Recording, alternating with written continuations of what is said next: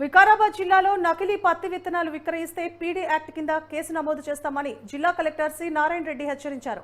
జిల్లాకు పక్క రాష్ట్రాల నుండి నకిలీ పత్తి విత్తనాలు రాకుండా చెక్ పోస్టులు ఏర్పాటు చేశామన్నారు. ప్రభుత్వం గుర్తించిన పత్తి విత్తనాలు అందుబాటులో ఉన్నాయని, రైతులు ఎవరూ ఆందోళన చెందాల్సిన అవసరం లేదని ఆయన స్పష్టం చేశారు. రైతులకు కావాల్సిన అన్ని రకాల పత్తి విత్తనాలు అందుబాటులో ఉన్నాయి. విత్తనాలకు ఎలాంటి కొరత లేదని నారాయణ రెడ్డి తెలిపారు.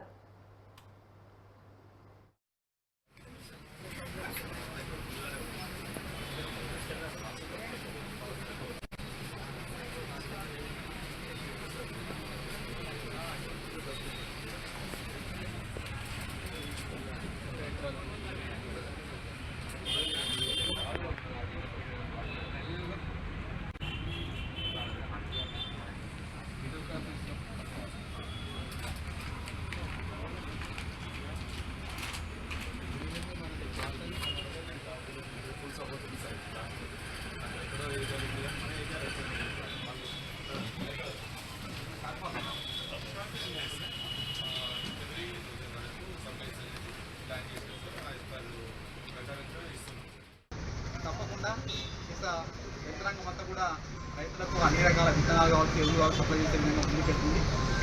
ఇందులో ఎరువులు కూడా యూరియా కావచ్చు, డిఎస్పీ కావచ్చు, సరిపడే క్వాంటిటీ. సో ఎలాంటి ఆందోళన చెందకుండా మీరు కావాల్సిన వాటి డౌట్ ఉంటే మీరు అడగండి.